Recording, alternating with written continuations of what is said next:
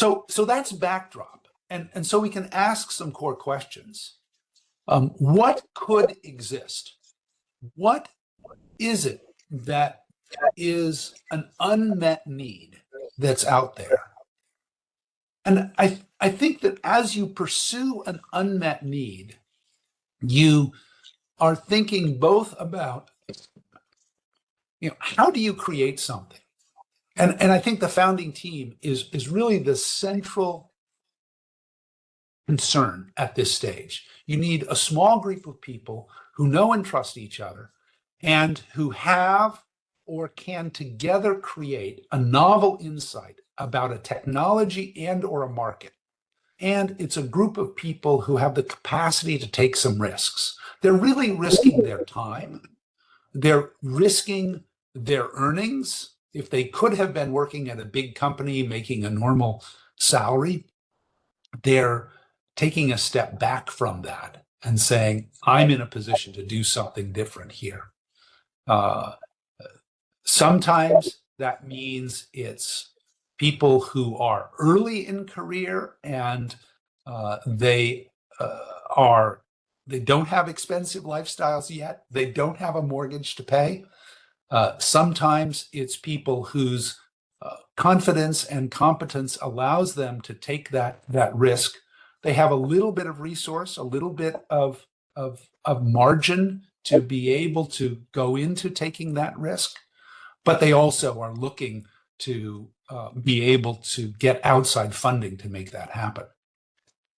The goal for many is to be the next Facebook, the next Uber, the next NVIDIA. The fact is that the majority of startups fail by some definition. There's lots of debate about exactly how you measure startup failure or success, but certainly most of the studies arrive at conclusions like this. Even for venture-backed startups, one which took investors' capital, 75% did not return investors' capital. That is, they did not return 100% of what was invested. But only 30 to 40% failed completely. They were liquidated, no meaningful return of capital. But others exited at a modest loss or break even. And we'll talk more about what it means to be a success in venture capital. Most venture capitalists would consider returning capital to be a failure. In fact, returning 2x can be a failure. They're looking for 10x, 20x, ideally 100x return on the capital that they invest. So that is quite rare. And in fact, by far the most common success path is acquisition, that you have a good product, that a good team that fits with the product and team of a larger company, and they acquire the team, the assets, and often at quite a lucrative premium over the invested capital. But IPOs are really rare. They're exciting enough. They form the core mythology of the startup world.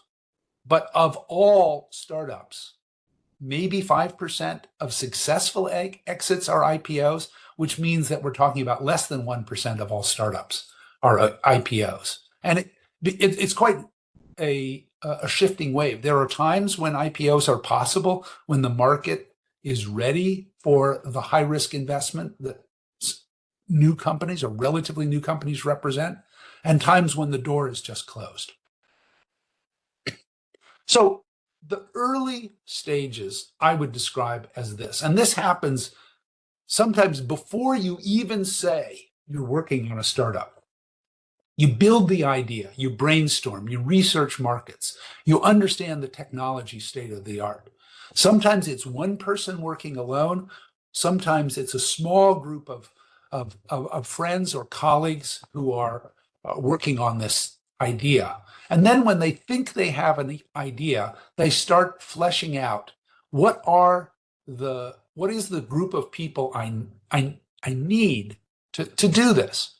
And I would describe the key skill sets and temperaments is a person who can describe the future, who communicates well, who envisions what could be, someone who can speak to customers, someone who can build things. Now, sometimes you find all of those skills in a single individual. Sometimes those skills are shared across two people. It's rare in the early days that you have a situation where one person is just focused on the future, one person is just focused on customer, and one person is just focused on building things. In fact, you often have a number of people who can build things, particularly among technical founders. And you find someone in that team who also has the mentality to speak with customers, who can listen well, who can understand about their needs, and who can help paint that picture of what could be. But these are skills that need to be represented some way in that core team. And out of speaking to customers and out of thinking about the future, you start trying things. It's important not to get fixated on building a prototype without any conversation with customers. Then you aren't aimed at solving anybody's problem, except a very crude approximation in your own imaginations. But a prototype is a tool to develop conversations with customers and to understand what the technology is capable of. And then you build from there. You start to get customers and you learn more from customers. You start to push the technology even harder and you figure out how to evolve that technology. And you build a virtuous cycle, a learning dynamic that iterates on technology and product and market and customer lessons. We'll talk more about that. But you have these core skills, right? The ability to think about the future, the ability to talk to customers, the ability to build things. And I think it boils down into three focal points. And maybe the one that we're going to talk about the most this time and on Wednesday is products and markets, because it is so critical to think in the early days about what is the market I'm serving? Who are the customers within that market? What are the unsolved problems? What are the solvable problems where a piece of my technology or service could really help the customers in that market?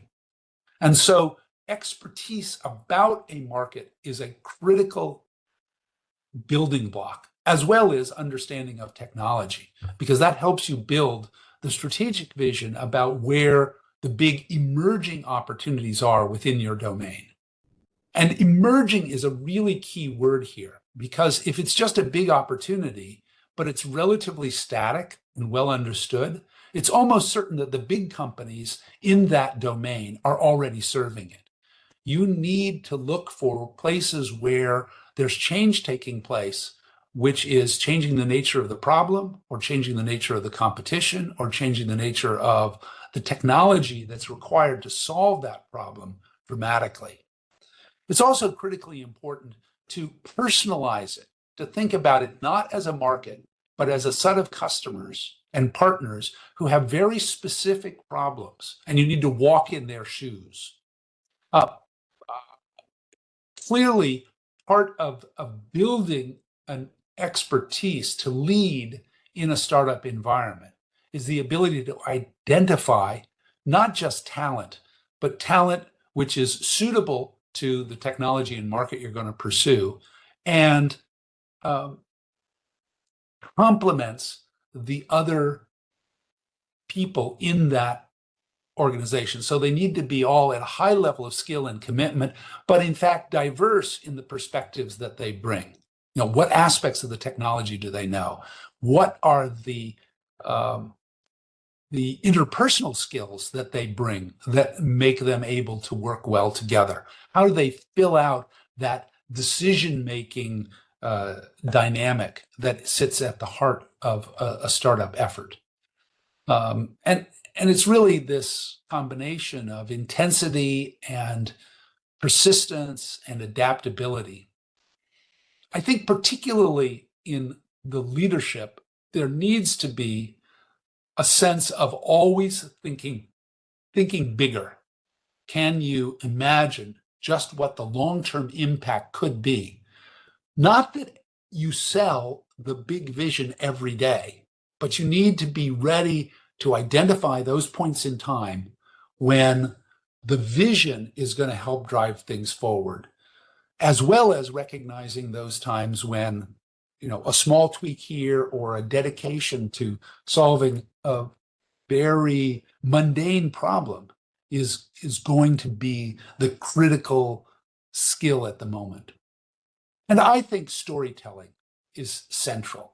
Can you weave together what happened in your past, what happened with your customer, or what happened in the evolution of the technology, what is going to happen in the future because of trends that you can explain and make dramatic, that help you win over the doubters. And your world will be filled with doubters, and your world will be filled with people who want to believe. And managing those hopes and dreams, that skepticism is going to be part of how you communicate, part of that storytelling. I think it's also really interesting to think about not just product market fit, but founder market fit. What makes a good plan?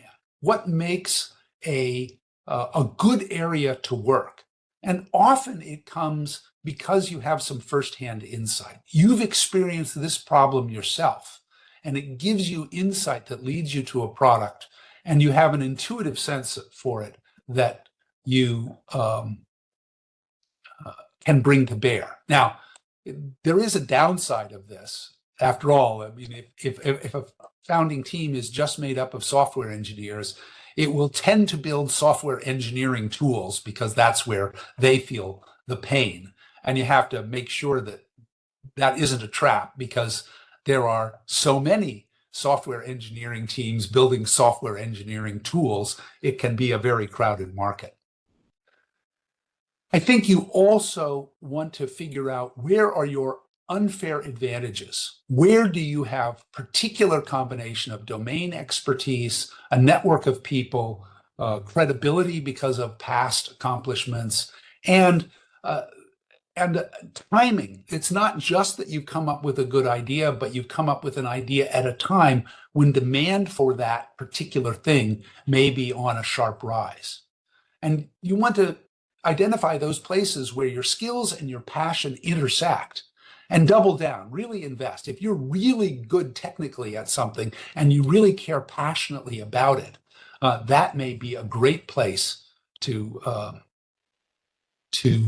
go. On the flip side, there are some red flags that if you are imagining abstractly that neurosurgeons need something, but you've never spoken to a neurosurgeon, you don't know anything about the daily life of a neurosurgeon, your understanding of the issue is completely abstract. You've got a lot of homework to do before you start saying, I'm going to build a product for neurosurgeons. So it's useful to check, why are you doing this? Do a comfort zone check. On a scale of 0 to 10, how much do you want to work on this particular problem? Are you aware of what your motivations are? What is the mix of wealth, impact, mastery, freedom that you want? And can you design something which is really going to satisfy those motivations? If you're going for wealth, you may choose certain domains. You may make decisions between doing a startup and doing something at a bigger company that would be different trade-offs than if you were looking for the flexibility of doing a startup. And do think about the higher purpose. I think it's important, certainly for me, uh, figuring out how this was going to impact the lives of people in positive ways. And to think in those terms is not only important to yourself, it may be a really important part of what brings a team together and holds a team together. And along the way, you're going to find that you need a balance of resolution and adaptability. If and as you search for this fit, you may find that the fit is weak, and so you need to adapt. You need to shift markets, or recruit the right people to your team, or change technologies that you're using along the way. And so the whole question of skills is a mixture of resolution to be able to overcome hard times, sometimes by beating your head against the wall until the wall breaks down. And sometimes it's to step back and find a way around the wall. And you can't know at the outset when you are just this close to breaking down the wall with your head, and you just need to hit it one more time with your head, and when you really need to make sure that it is that you're not being foolish or naive or stubborn and need to make shifts. In tech startups, software is so key. The majority of tech startups are 100% software. When you think about, say, selling to consumers, business to consumer, you're not likely to be establishing a major new platform. At least statistically, it's a small fraction of people who launch the first cell phone or smart glasses or PC, and it's almost always a big company with the resources to pursue a major platform. And so the nature of hardware platforms is that they create enormous ecosystem opportunities for software. And so the majority of tech startups are 100% software. And we'll talk a good bit about that. Even when you say something is not 100% software, software is going to create, or is going to be a large fraction of the total effort involved. Even if you're saying, oh, I'm building a new microprocessor, at Tensilica, for example, we had more people working on the compilers, the operating, the debuggers, the audio software packages, and all of the ecosystem of software around it than we had, strictly speaking, working on the hardware itself. And that's for a microprocessor company. If you start thinking about other applications where there may be some domain-specific hardware, some widget or some box that is part of it, it is often a vehicle for delivering software functionality, because it's actually software functionality that solves problems. Very rarely does a box by itself solve a problem. Yes, a screwdriver doesn't need software, but almost anything more complex than a screwdriver is going to have a significant amount of software. And in the tech world, it may be 98% software that drives the success of your hardware product. Now, there are outliers. There are places where people are working on materials, they're working in unique environments, space, deep ocean, where, in fact, the physical stuff is what dominates, and you need a thin layer of software around it to make it work in some cases. But the real novelty, the defensibility, comes from the hardware work. But that's not a dominant factor. So let's talk about outcomes in more detail. I put together this chart from a variety of different sources, and I cite the sources there as a way of giving you some further reading. But let's take 100 startup ideas. About a third of them will get seed funding. Now, this is friends and family, this is angels, this may be seed funding from VCs, but they get funding so that they can hire people, they can incur expenses, they can buy tools, they can build things. About about a third of those will get to a Series A financing, so some serious money, and some will be acquired at that stage. So that's a little bar here on top of the Series A is people who get acquired at that stage. And then maybe half of those who get Series A then go on to get Series B, a significant amount of funding typically required for scaling up a successful initial product and customer momentum. And relatively more get acquired before Series B. And then Series C happens to a fraction of the Series B, yet more get acquired. And then some go to, a small sliver go to IPO, and some more get acquired even after Series C and beyond. And if you add up the totals here, you actually have a much larger number that got acquired pre-Series A, pre-Series B, pre-Series C, pre-IPO, then went public by almost an order of magnitude. The overall numbers in terms of what gets acquired or goes public is between 10 and 15%, probably, but it's an important factor because often those are very successful financial transactions, which sort of feeds this whole process of why people do this.